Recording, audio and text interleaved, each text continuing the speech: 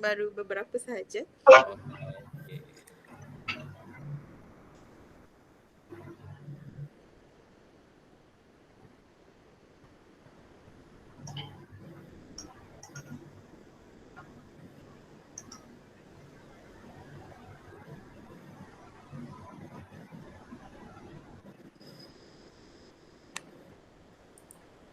Duduk dulu semua.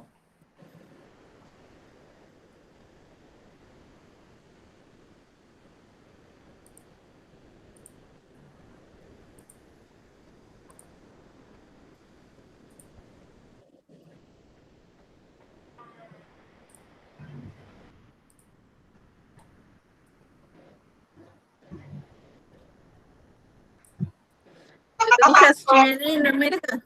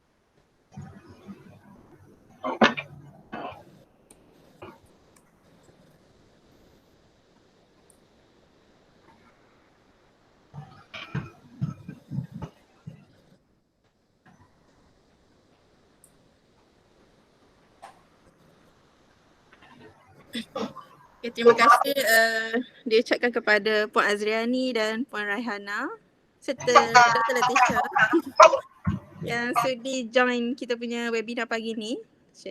Kita masih menunggu lagi partisipan daripada viewer yang lain.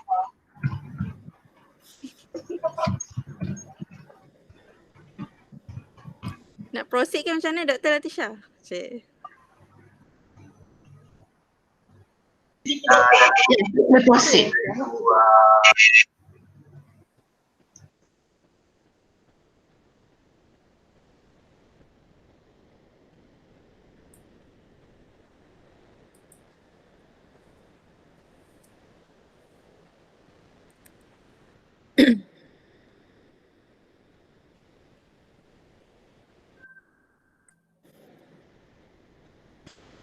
Okay, Assalamualaikum warahmatullahi wabarakatuh. Okay, bagi salam sekali ya. Okay, saya start semula lah. Okay, terima kasih diucapkan kepada yang sudi join webinar pagi ini anjuran unit Pasca Siswaza UiTM Perlis. Okay, actually saya adalah AJK di bawah unit Pasca Siswaza UiTM Perlis dan webinar ini diadakan adalah untuk as a sharing session lah untuk expertise pesara-pesara yang ada di UiTM Perlis. Dia punya fokus dia lah. Okay, dia punya purpose dia adalah untuk supaya kita boleh invite lagi banyak future postgrad student enroll di UiTM Perlis. Okay, so untuk hari ini kita ada Dr. Ismail Ma'ruf daripada Fakulti FSPU dan Dr. Sabirah binti Muhammad Sabri daripada Fakulti Bisnes. Okay, actually saya nak share sikit lah saya punya saya punya area of research interest. Okay, saya adalah dari Fakulti FSKM. Okay, specifically under Department of Statistics.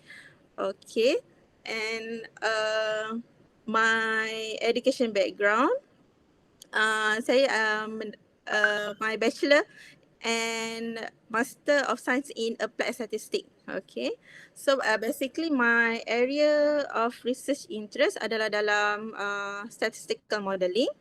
Okay, and then also sometimes saya punya research adalah berkaitan dalam classification and clustering. Okay, basically menggunakan R programming and by using Weka software. Okay. Okay, saya nak share sikit lah saya punya a few publication.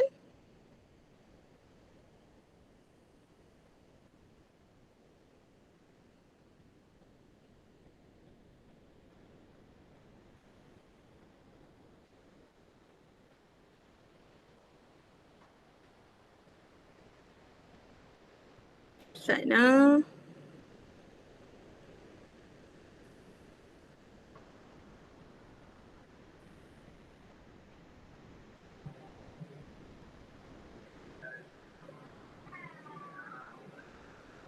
Okay, so these are a few of my publication. Okay, ni saya ambil daripada Prisma je sebenarnya.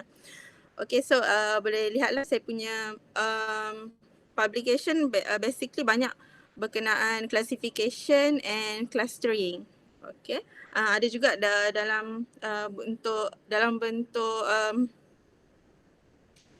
to find the using a simulation study. Okay, simulation study, and then a few research book. Okay, book ni actually saya punya manual lah. Saya collaborate with other lecturer in Department Statistic. Okay, and then a few chapters in research book and chapters in book.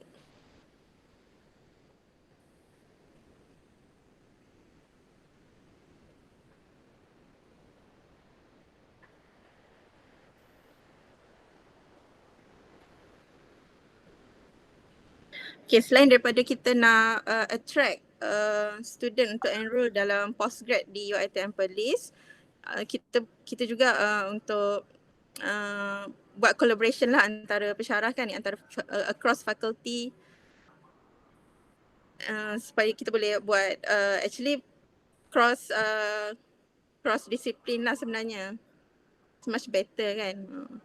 Kalau ada ruang dan peluang untuk kita buat kolaborasi, boleh kita boleh Dr. Ismail dan Dr. Syabira boleh contact lah sama ada saya ataupun rakan-rakan lain di Jabatan Statistik.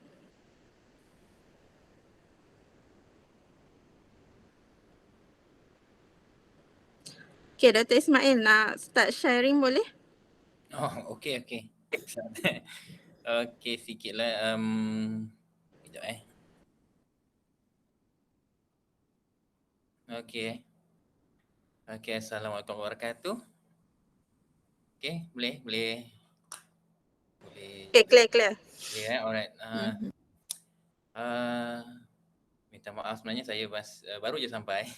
Masih bercuti, tapi alhamdulillah sesi ni sangat memang baguslah untuk kita sama-sama tahu kita punya bidang kepakaran masing-masing lah, expert. Jadi saya nak kata secara umumnya saya lebih suka bidang ni sebenarnya dikembangkan dengan bidang-bidang yang lain lah, sebab macam saya buat sekarang pun sebenarnya banyak melibatkan jabatan agensi lain lah. Okey, baik. Saya nak kongsikan sikit lah apa bidang saya ni sebenarnya. Okey, kejap nak. Kalau ikutkan Puan Bakia, dia kata nak panjang sikit, tapi tak apalah, kita cuba yang mana yang ada lah. Macam mana nak buat ni.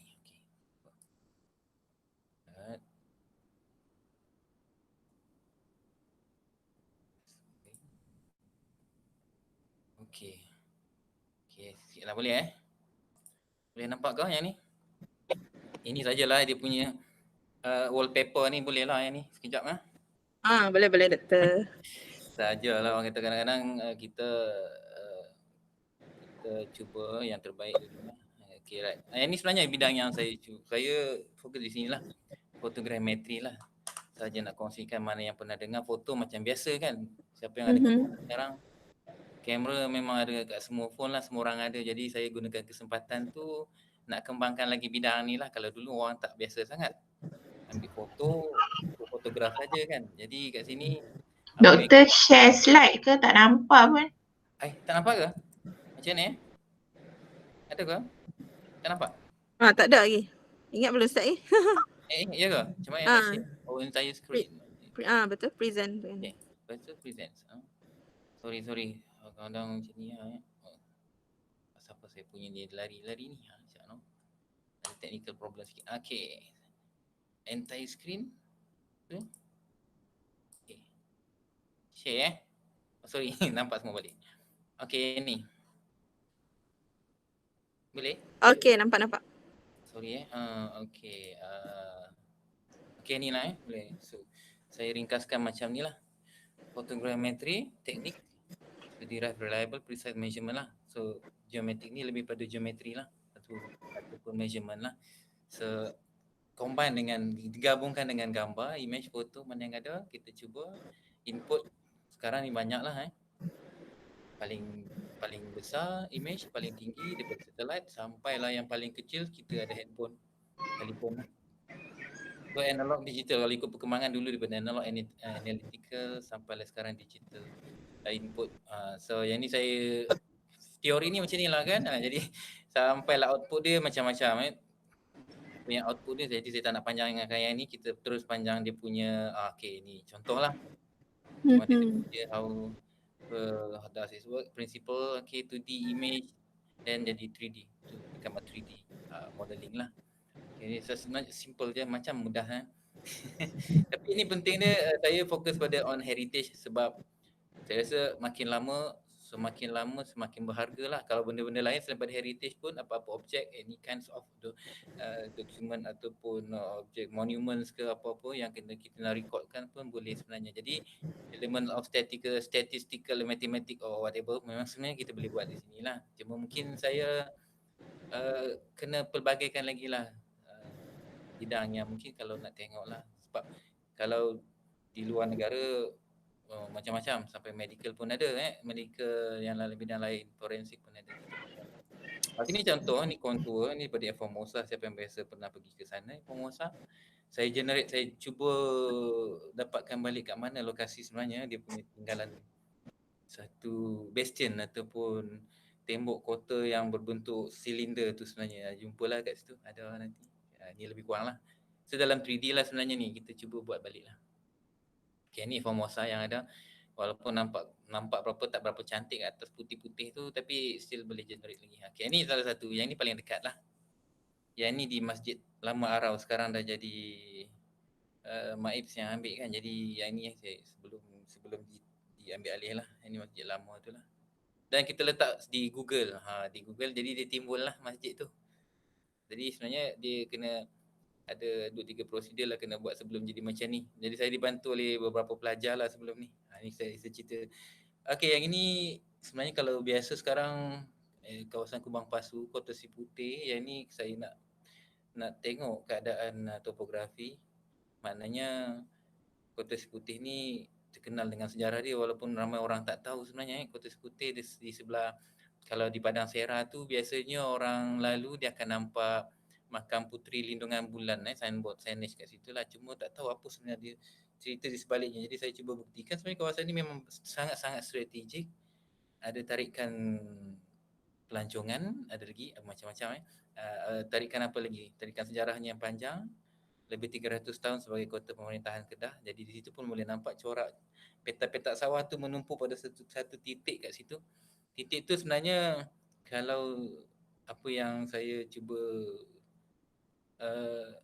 temukan, lepas tu berbual dengan ataupun temu bual dengan orang-orang lama di sana, dikatakan di situ ada lokasi di mana makam sebenar ataupun Puteri Lindungan Bulan dia sebenarnya disembunyikan di satu tempat. Jadi saya rasa di situlah mungkin misterinya terungkai lah. Itu sebenarnya cerita, tapi kita gabungkan dengan kaedah yang agak sistematik, scientific sikit lah. Kita boleh buktikan cerita-cerita yang diturun-temurunkan dengan cerita-cerita ataupun dengan bukti yang sebenar lah, insyaAllah macam itulah.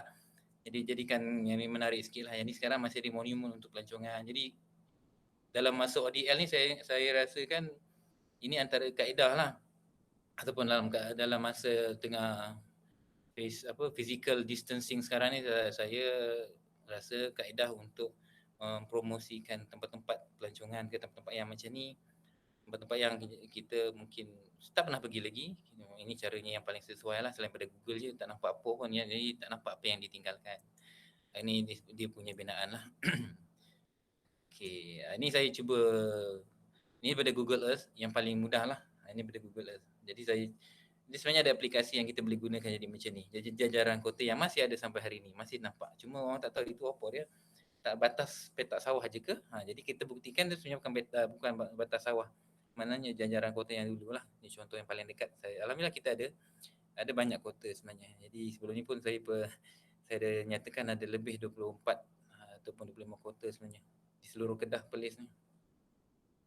Okey, ni antara hasilnya yang saya sebenarnya bukan saya buat seorang, jadi perlukan juga student atau pelajar Tuan Ahir, dan ada juga mungkin yang yalah kadang-kadang cabarannya mencabar jugalah ni. Sebenarnya dalam bentuk 3 dimensi, yang bawah tu sebenarnya dia virtual lah, kita boleh pusingkan, dan itu kontur dia. Okey, ni di kota Kuala Kedah saya sempat jugalah. Ini sebenarnya lebih pada nak dapatkan dia punya perimeter, dapatkan keluasan, sebab nak buktikan sebenarnya kita boleh. Kilat ini antaranya lah bangunan yang kita nampak boleh jana dalam bentuk 3D, dan juga dia punya floor plan ataupun plan lantai lah kita boleh buat sebenarnya. Kini di Istana Bandar Jugra Banting. Yang ini pun hasil akhirnya sebenarnya yang diperlukan hanyalah lukisan terukur ataupun untuk architecture punya rujukan lah nanti sebenarnya. Sebab lukisan asal ni dah lebih 100 tahun, jadi ada yang dah memang rosak sebenarnya. Jadi kita cuba bina semula lah lukisan, dan itu antara model yang dia tak boleh secara penuh, tapi kita pecahkan ikut pada section dia lah. Okey, yang ini pula, yang ni macam tak kena mengena kan, tapi sebenarnya lebih pada topografi lah daripada kamera UAV sendiri. Jadi yang ni sebenarnya tujuan dia saya cuba nak kaitkan laluan. Bila sebut heritage, memang saya banyak fokus kat heritage lah. Sebab sekurang-kurangnya nak kongsi dengan bidang-bidang yang berkaitan, tak semestinya geometrik atau topografi saja. Selalu orang ataupun kebiasaan kita biasa dengar untuk topografi saja kan. Jadi kali ni saya luaskan sikit. Sebenarnya tujuan dia nak mencari di mana laluan sebelum pintu sempadan durian burung tu dibuka. Dipercayai laluan purba ataupun laluan lama sebenarnya di kawasan ni. Jadi saya cuba buktikan dengan kaedah fotogrametri ni, nak tengok sama ada sesuai tak laluan sebagai laluan lama kan. Jadi sebenarnya tengah mencari juga kebetulan sejarawan sebenarnya mencari di mana kota ataupun tapak sebenar kota Langkah Sukar, kalau pernah dengar lah. Itu kota lama lah sebenarnya, sebelum kurun ke-6 lagi tu sebenarnya. Maknanya dipercayai sebenarnya dia di tengah-tengah sebenarnya kan, antara Kedah dan Patani ni lah. Jadi antara laluannya di sini. Jadi saya nak buktikan. Bukti fizikal masih ada lagi. Cuma dari segi penulisan dokumentasi tu fizikal amat kurang. Cuma lainkan untuk teks tu masih ada lagi lah. Okey, yang ni yang paling dekat. Yang ni nak tentukan arah kiblat kubur-kubur lama.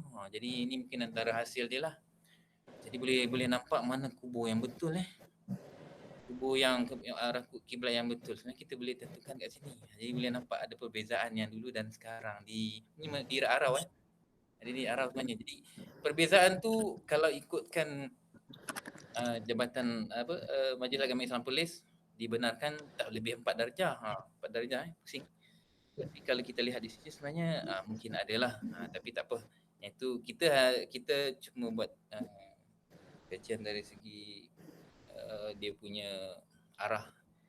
Tapi jadi hasil dapatan tu kita serah pada Majlis Agama Islam Perlis lah. Doktor guna drone tak? Saya guna drone sebenarnya. Guna platform yang awal-awal tadi saya ada mungkin sebut, daripada satellite image pun boleh pakai sampailah kamera phone. Maknanya di tengah-tengah drone ke, saya guna tangga, guna balon pun memang biasa guna. Semua platform saya gunakan. Okey. Menarik. Kalau tangga tu paling mudah lah, paling low cost lah. Paling murah lagi sebenarnya kita berdiri je ambil gambar. Paras dada ke, paras kepala ke kan, dua angle ataupun sudut yang berbeza.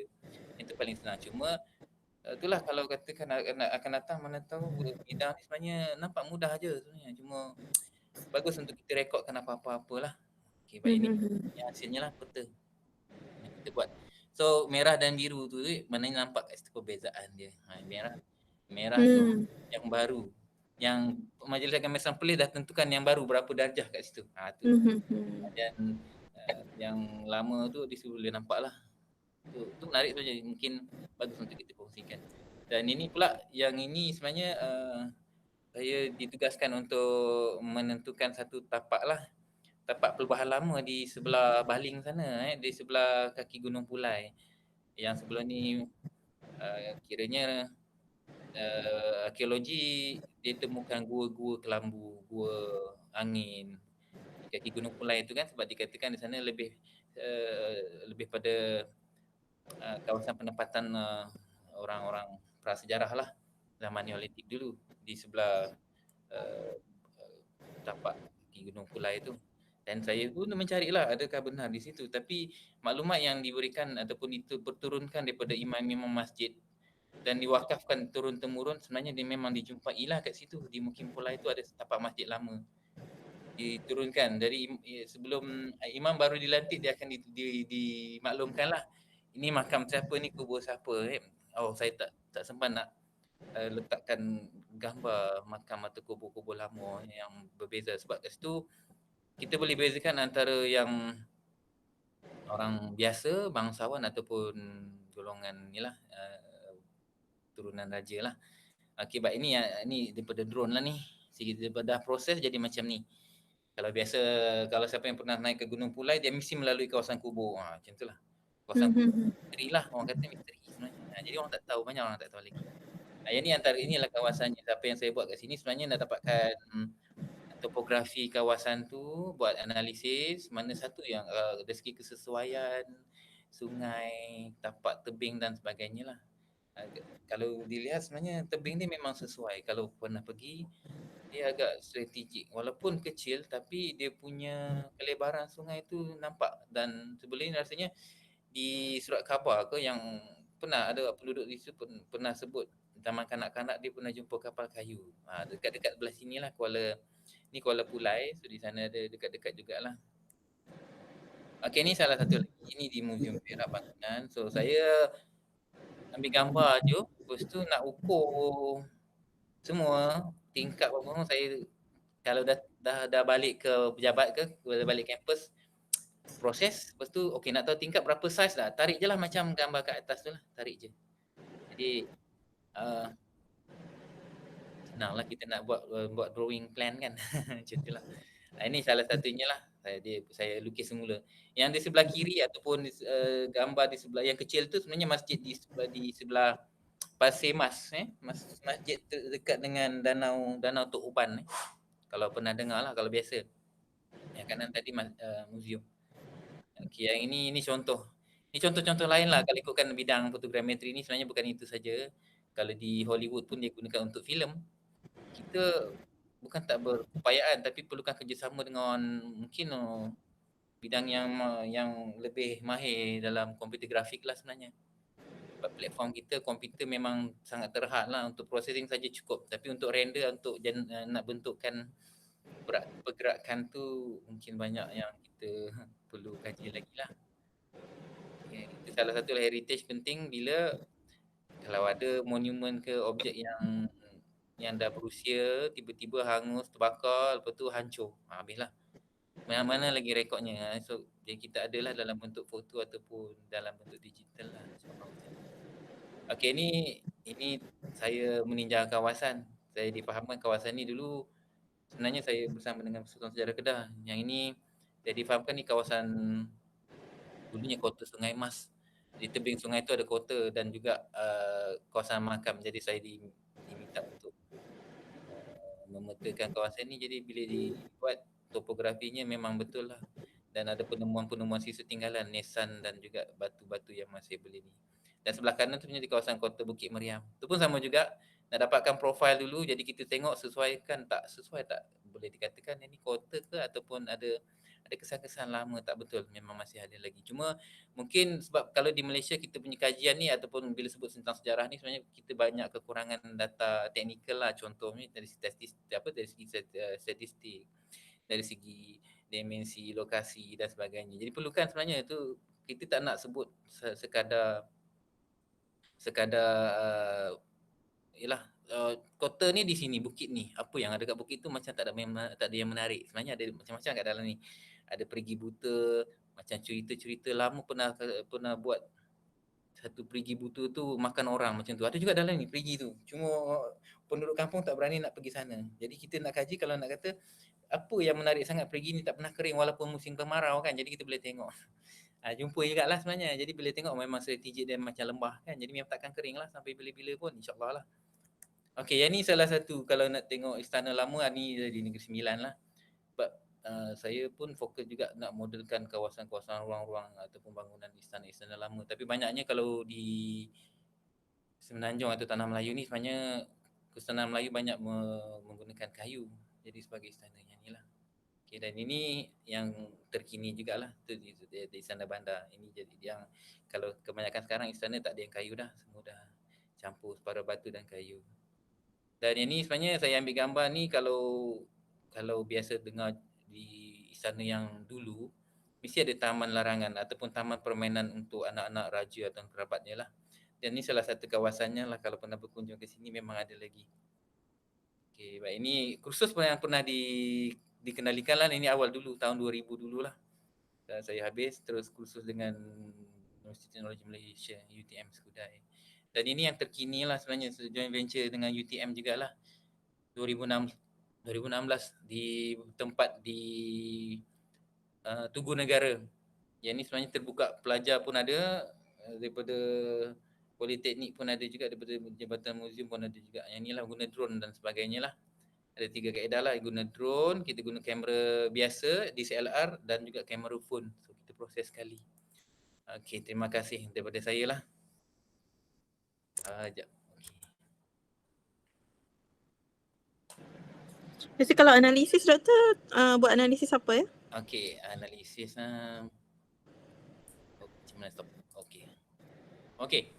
Kalau analisis sebenarnya saya lebih pada numerical lah. Maknanya kalau untuk analisis precise, precision, dari segi geometri, dari segi kalau katakan kita selalu nak membandingkan dari dimensi lah. Katakan kalau objek bangunan tu 100 meter panjang. So kita punya consider kalau nak architecture dia tak boleh lebih berapa sentimeter katakan. Itu yang paling penting.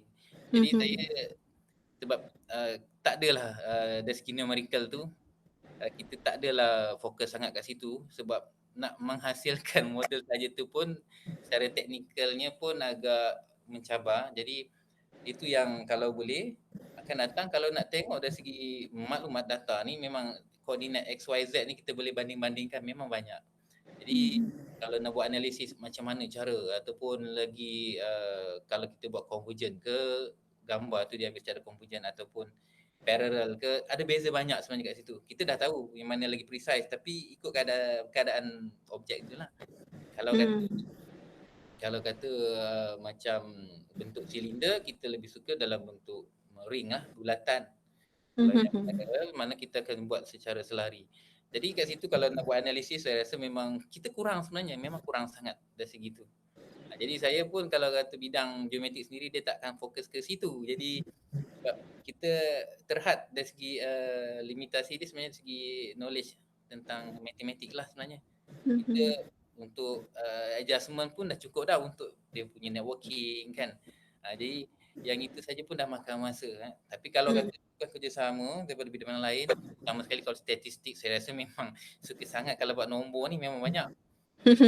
Kalau geometrik ni bermain dengan nombor tu biasa. Kan, tapi selalunya kalau kita dah tengok sangat nombor-nombor, kita tu yang saya cuba keluar sikit daripada biasa, keluarkan dalam bentuk visual lah. Jadi bolehlah rehatkan mata sikit daripada tengok nombor. Topografi biasa selalu kita akan tengok ground ataupun permukaan bumi je. Jadi saya tukar ke objek-objek yang mungkin jarang-jarang kita tengok dalam bentuk 3D lah. Kalau biasa tengok kalau di luar negara, mungkin biasa tengok kalau sebelah Eropah, kalau kita pergi museum, kalau siapa yang dah pernah pergi, mungkin nampak sangat hologramnya. 3D kan, kita tak boleh buat ke? InsyaAllah mungkin. Saya kata kalau mungkin ada bidang computer science yang mungkin boleh dalam macam tadi sebenarnya saya sikit je untuk visualize untuk 3D. Jadi kalau nak bagi cantik lagi, saya tahu memang ada yang pakar grafik kan. Jadi kat situ lah sebenarnya. Okey. Saya rasa itu je daripada saya. Kalau nak tanya boleh tanya, itulah dia moderator pun dah maklum kat situ. Saya yang ini je lah yang sempat sebenarnya saya sempat masukkan slide. Oh, Cuma minat sejarah ni Dr. Ismail. sebenarnya daripada minat yang macam tu lah, minat kita selitkan dengan kita punya bidang yang kita suka lah. Jadi sebenarnya bukan sejarah je, sebelum ni ada juga yang saya tak sempat masukkan tadi slide untuk forensik punya ni lah. Main tu saya joint venture ataupun kerjasama dengan PDRM di Bukit Aman lah. Yang tu saya sempat sebenarnya helikopter yang terhempas di Semenyih. Oh. Sayang sekali sebab dah dilupus lah dia punya rangka dan bangkai kapal dah dilupuskan sekarang. Saya rasa dalam 2 tahun lepas dah dilupuskan. Jadi kita tak sepalah boleh buat apa pun. Cuma yang tu sebenarnya saya terpanggil sebab MH17 tu kan yang buat rangka tu sebenarnya daripada Belanda kan. Dia nampak yang kalau pernah tengok yang dicantumkan semua dia rangka dah ada bahagian permukaan yang dah tak jumpa.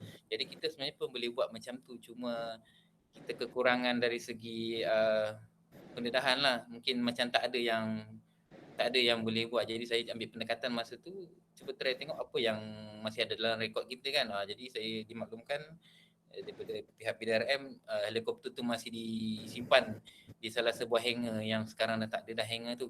Jadi sempatlah pergi saya bawa pelajar tolong ambil dan tolong proseskan sempatlah itu, dan nak tahu dia punya bahagian mana lagi yang masih ataupun bahagian mana sebenarnya yang hilang ataupun masa kejadian tu kan kita boleh cantum balik. Dan kalau sebelum ni MIAT apa Malaysia yang mana MIAT yang UniKL aviation tu kan yang situlah yang kalau apa-apa kemalangan udara di situ. Jadi caranya konvensionalnya okey dia akan bahagi satu hangar tu dia bahagi dua.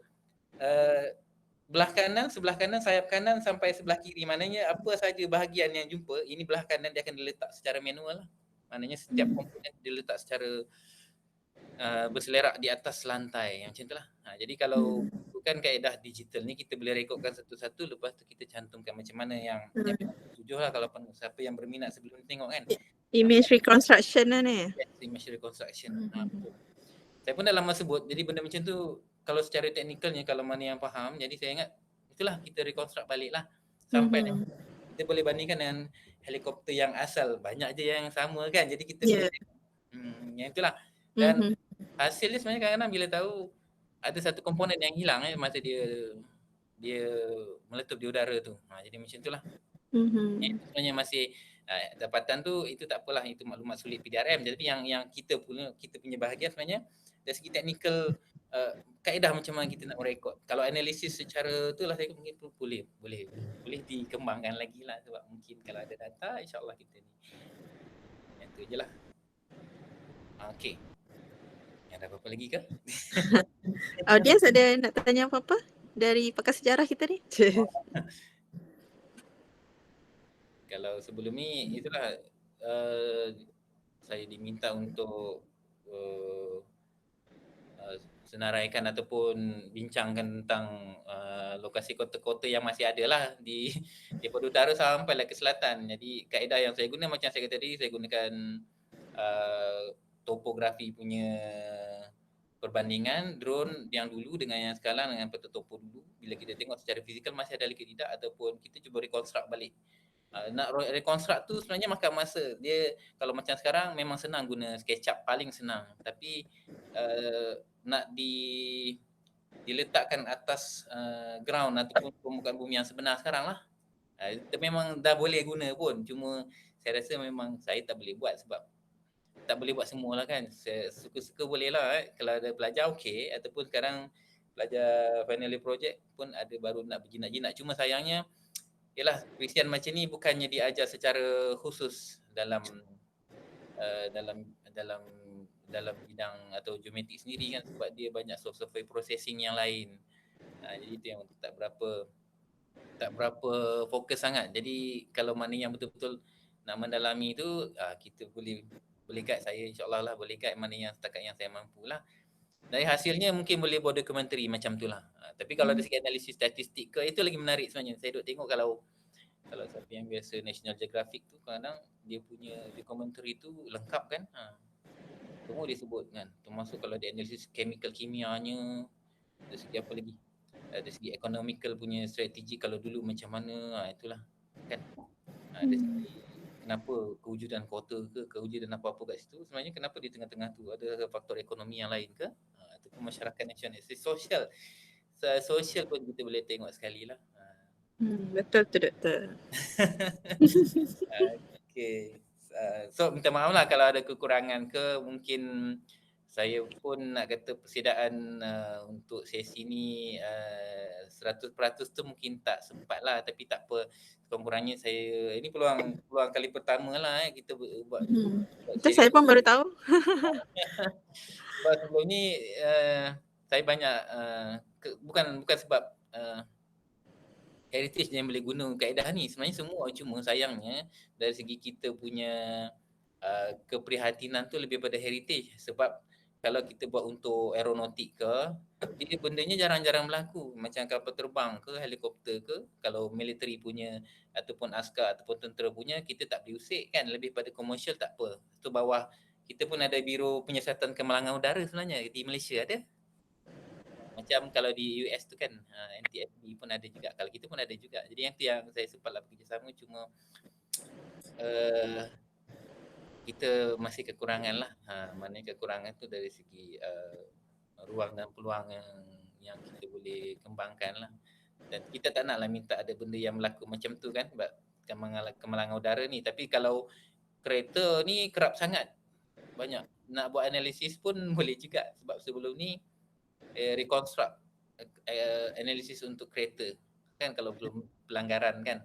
Jadi kita boleh tengok lah. Ada juga sebab pernah juga saya cuba minta pelajar buat untuk FYP, final year project. Cuma dia katakan, yalah, panjang lagi ni sebenarnya. Cuma kita yalah macam tadi, sekarang pun grant pun agak terhad. Jadi saya banyak bergerak sendirilah. Yang paling senang untuk collaborate dengan agensi yang lain-lain sebenarnya dari segi inilah, heritage ni. Sebab dia ada Jabatan Muzium, Jabatan Warisan dan juga yang NGO lain lah, macam Persatuan Sejarah Malaysia sendirilah sebenarnya. Jadi yang tu yang support ataupun selalu yang bersama saya lah. Jadi kalau macam agensi lain ni agak terhad sikit dari segi kolaborasi. Jadi untuk penulisan ke apa sebenarnya saya banyak mengumpul kerja-kerja macam ni. Cuma dari segi nak keluar, nak release untuk writing tu, kalau dalam Google tu masih ada lagi. Cuma kalau dikumpulkan banyak lagi sebenarnya. Saya cuma itulah, dari segi analisis tu rasanya perlukan kawan-kawan yang mungkin lebih lagi mahir lah kalau nak tengok yang mana satu nak tengok ni. Dari segi apa statistical analysis tu, saya rasa memang banyak boleh buat kan. Yang itulah Puan Bakiah ya. Yeah. InsyaAllah in future mungkin boleh buat kolaborasi antara Jabatan Statistik dan Geomatik. Ya betul. InsyaAllah. Okay, Dr. Syabira dah boleh start for sharing session.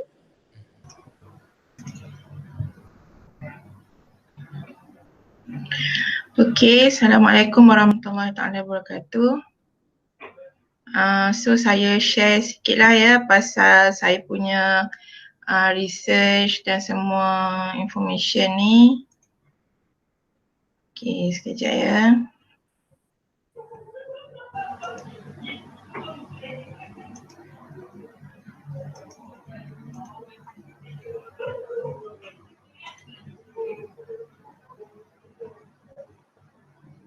Okay, boleh nampak tak saya punya slide ni?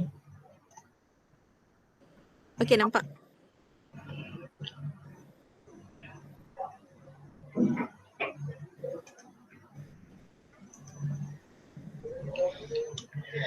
Okay, so saya perkenalkan diri saya dululah. Nama saya Sabirah binti Mat Sabri, senior lecturer di Fakulti Pengurusan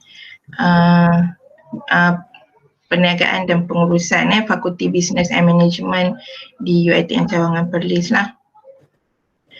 Okay, so saya dah berkhidmat di UiTM lebih kurang 11 tahun lebih dan berkhidmat di UiTM Cawangan Perlis bermula daripada tahun 2016. Okay, so my teaching philosophy is I embrace teaching as an opportunity and I would like to inspire and empower my students to enable them to experience transformative learning so that they will become a better person. Okay, so I always wanted to believe that I inspire my student lah to have a good learning experience with me. Yeah. Okay, so this is basically my academic qualification. Started daripada diploma in public administration, agak pelik sikit. Then I shifted my field into information technology, degree, and then continue with master in information technology. And I graduated with PhD in information technology and quantitative sciences. Okay, ramai orang tertanya-tanya what is a IT qualified person doing in a business faculty. Okay, panjang sikit cerita dia, bermula daripada saya start join UiTM, sebenarnya bermula di fakulti pengurusan dan teknologi pejabat, office management. Tapi saya tak ingat tahun berapa fakulti office management has been merged with faculty of business and management. Okay, sebab tu saya berada di fakulti of business and management lah sekarang ni. Okay, this is my professional qualification. I recently have been awarded with a professional technologies certification by Malaysian Board of Technologies. Okay, my research interest, my main area basically is information technology. I've done some amount of research in knowledge management and community informatics. Since I am in Faculty of Business Management, I also looking at business information technology and IT organizational strategy, basically to actually help business to enhance their business performance by using IT. And then I also have done some research collaboration with my colleagues in Faculty of Business and Management, to mention Dr. Sharifah Khairul Musyairah. So some of our research have also gone into human resources management and organizational behavior area. Semua orang okay ke dengar? Dengar doktor, clear. And then in terms of methodology, I focus a lot in qualitative research methodology and also towards expert validation for qualitative research. But having said that, ada juga setengah research saya buat quantitative research, right? Okay, for the current research project that I am doing with my teammates, okay, kita ada RIG teams yang nanti saya akan tunjukkan. Sekarang ni kan musim COVID, jadi kita banyak involve dengan research impact of COVID-19 lah. Okay, ada 2 grant yang kita tengah dah apply for COVID-19 punya research. Dan we are also working on another book project also on COVID-19 punya issue. And also daripada COVID-19 punya pandemic ni juga, we also doing a research on nomadic working environment. I am also co-supervising some research students with Dr. Sharifah in the area of workplace incivility and injustice. And my own research project is in the diffusion of ICT in Malaysia rural areas. Okay, these are all the ongoing projects lah that we are currently doing. Okay, for the past research project that have been completed, ada banyak juga, tapi dekat sini saya letakkan 5. Basically, intergenerational knowledge transfer strategy for family firm is the topic that I use for my PhD research. And then daripada situ kita juga develop a few other research for reminiscence therapy. We have repetitive memorization mobile application development for elderly, knowledge management for attrition control, and user acceptance of technology. Okay, these are one of the completed project that I did, which is, this one is for my PhD project, where we come up with a framework untuk family firm on how they can actually transfer their knowledge. Yeah, we know that intergenerational knowledge transfer in family firm is very crucial, because family firm ni selalunya dia involve anak beranak yang melibatkan a few generation, ya. So daripada bapa nak paskan the knowledge to the anak, okay, it is very complicated process, because most of the knowledge in family firm, especially yang kecil-kecil ni, the knowledge are not documented. Okay, kebanyakan knowledge in terms of tacit knowledge, which lies in the brain of the owner. Ya, kadang-kadang bila kita tanya mak resepi nak memasak, for example, ada tak buku mak tulis? Tak ada, right? Okay, so semuanya duduk dalam mak. Lama-lama kalau mak lupa, dah tak dapat lah nak masak resepi traditional, for example, right? So in family firm, that is always the case. Okay, how to run the business process usually relies heavily on the business owner, which is the father, selalunya lah. So we want to come up with a strategy on how all the knowledge of managing the family firm ni can be transferred to the successor ataupun dia punya anak, ya. Okay, so when I actually studied this, okay, we actually discover a few new things which has lead to another project, which is technology supported platform for reminiscence therapy, ya. Reminiscence therapy ni adalah actually diguna pakai untuk orang tua-tua lah, especially elderly. Kebanyakannya elderly yang mempunyai penyakit dementia. Okay, kita belajar macam mana reminiscence therapy ni dijalankan di hospital-hospital. Dekat Malaysia ni tak banyak sangat, ada 2 je hospital yang betul-betul menjalankan reminiscence therapy untuk orang tua-tua yang mempunyai penyakit dementia ataupun Alzheimer. Dekat overseas banyak lah, so kita belajar daripada case study di overseas, yang mana kita nak the session untuk the therapy itu is being supported by technology to make sure that the session tu can be run more effectively. Okay, selalunya the reminiscence therapy session ni is being done dekat hospital. Tetapi when we come up with a mobile application to help reminiscence therapy, kita boleh support home-based reminiscence therapy untuk orang tua-tua. Okay, supaya dia tak payah pergi hospital, dia boleh buat terapi ni sendiri dekat rumah with the help of technology. Okay, so itu some of the completed project that I have embarked. Okay, while doing all the research, I have also published few publications. Okay, these are some of the list of publication that I have published. I have chapters in research book and chapters in books. Saya go through aja lah, ya.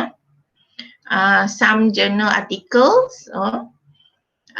Ni all the list of the journal articles. I also have conferences proceedings. Okay. Adalah sikit, tak banyak sangat. And apart from that, kita juga ada joint innovation, invention and design competition. Last year yang dibuat di Princess Naradewas University tu, ramai daripada UiTM Perlis yang join. Okay, saya pun join juga, and a few other things lah. Okay, apart from that, ada juga a few research grants yang sepanjang kita buat research ni, kita juga apply grant. Okay, ada beberapa grant yang saya pernah dapat. Okay, about postgraduate supervision, I'm currently supervising two postgraduate supervision, Master in Science in Business Management, BA 750, co-supervising with Dr. Sharifah Khairul Musyairah. Number one is Nurul Farah Ain. Nurul Farah Ain has successfully defend her proposal and currently collecting data. Hopefully she will complete the write-up soon. We have another new student which is Anis Farhana. Anis Farhana baru je masuk waktu musim COVID ni lah. Okay, so I'm currently co-supervising lah dengan Dr. Sharifah. I have also supervised many undergraduate students. Dekat sini saya letaklah nama a few, okay. Ramailah sebab saya dah kerja pun dah 11 tahun, so I have a lot of undergraduate students lah, right. Okay, we also recently has established a RIG group or research interest group. These are the team members, so we are open for collaboration with other colleague, okay. Mungkin macam tadi Dr. Ismail dengan Puan Balkia is talking about collaboration interdisciplinary. Okay, so everybody is welcome to collaborate with us. Kita punya RIG, nama dia adalah Behavioral Sciences Research Group. Okay, we have currently 5 members, which is Puan Hashila, Dr. Sharifah Khairul Musyairah, Dr. Nur Syamila dan Dr. Nurul Labani Huda and myself. Yeah. Okay, so for our potential students ataupun future students, I just want to say that kadang-kadang bila kita nak start buat research ni, kita banyak fikir ya. Kita banyak fikir boleh ke, tak boleh ke. There are lots of things that have been going on our mind before we started to enroll in our postgraduate studies, okay. But there are a few things that I think it is important to keep in mind, that research is a process, yeah, it's like a journey. So we take it one step at a time, okay. Jangan terlalu fikir banyak-banyak benda sebab kalau kita fikir yang tu kita takut, yang ni kita tak boleh, yang ni kita tak tahu, then we will not go anywhere lah, basically. So secondly, every good journey requires a good planning, okay. So we plan together. Okay, so kalau kita nak buat research, you have your supervisor that can help you to plan your research journey. Okay, the third one is there is no shame in asking for direction when you get lost, because you are not alone, right? I think in UiTM Perlis, we have a very good support system, especially with Dr. Latisha around. I know Dr. Latisha has been organizing a lot of workshops for our postgraduate students, which actually will help you. Okay, and then in the faculty itself, we have a group of people doing research, so we can get together, and if you do not know things, you may ask, right? And then learn to conquer your fear of the unknown by learning the unknown, right? I think a few days ago, Dr. Norma has shared about conquering the fear in doing the research. So we have to conquer our fear by learning lah. Apa yang kita tak tahu kita boleh belajar, and there are currently ada banyak platform ya, tambah-tambah musim COVID ni, there are lots of opportunity where many people are doing courses online. Okay, so kita boleh belajar at the comfort of our home. Okay, above all, do not panic. With determination and perseverance, we all will get to our destination in the end. Okay, and I also would like to believe that a journey of 1,000 miles must begin with a single step. Maksudnya you have to take a decision to start lah. Kalau kita tak start somewhere, we will never go anywhere. Okay, so I think that's all from me today. So kalau ada siapa-siapa yang berminat untuk buat research together with me, you are free to contact me for a consultation of how we can plan your research journey. Okay, thank you very much.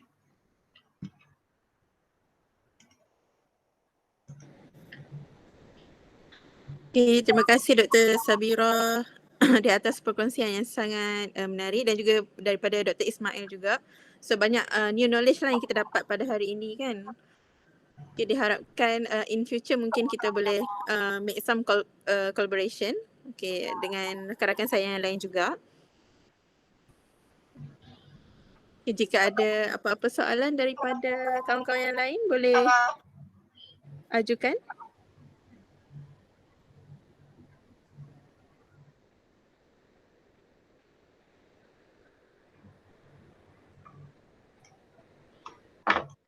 Dr. Latisha ada nak cakap apa-apa?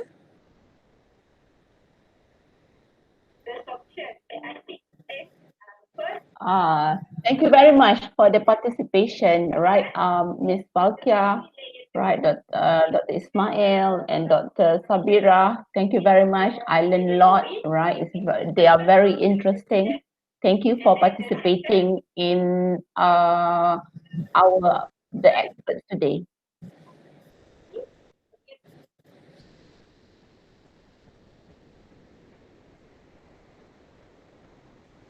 Okay, nampaknya kita punya tempo pun telah cukup-cukup 1 jam. Okay, kalau ada Dr. Ismail ada apa-apa lagi nak tambah ke?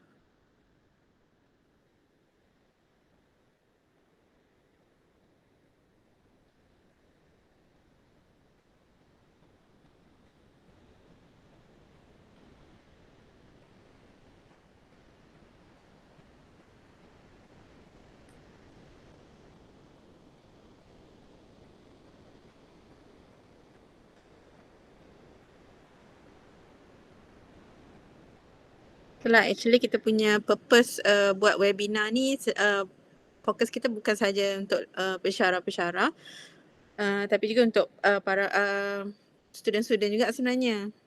Tapi itulah, hanya beberapa sahaja participant pun tak berapa ramai hari ni, tapi tak apa, banyak benda lah yang kita boleh belajar, yang selama kita pun tak tahu, tak kenal pun kita punya kawan-kawan buat research pasal apa kan. Okay, hari ni secara tak langsung 2 benda lah yang saya belajar hari ni. Satu daripada FSPU dan satu lagi daripada Faculty of Business. Okay, saya ucapkan berbanyak-banyak terima kasih di atas masa yang diluangkan dalam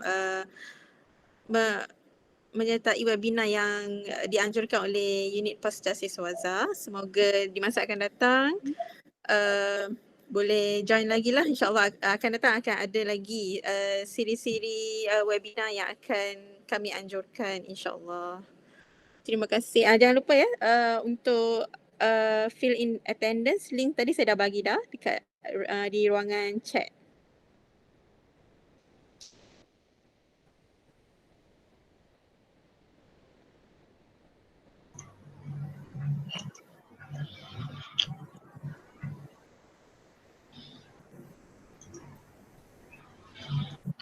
Okay, thank you everybody. Welcome Dr. Sabira. Yes, thank you everybody. So don't worry, the video will be put on YouTube and Facebook, so people will be students, potential students will be able to access to this one. Thank you very much, Ms. Balkia. Thank you very much, Dr. Ismail, and thank you very much, Ms. Sabira, and all the participants. Thank you very much. Bye. Okay, thank you semua. Assalamualaikum. Waalaikumsalam.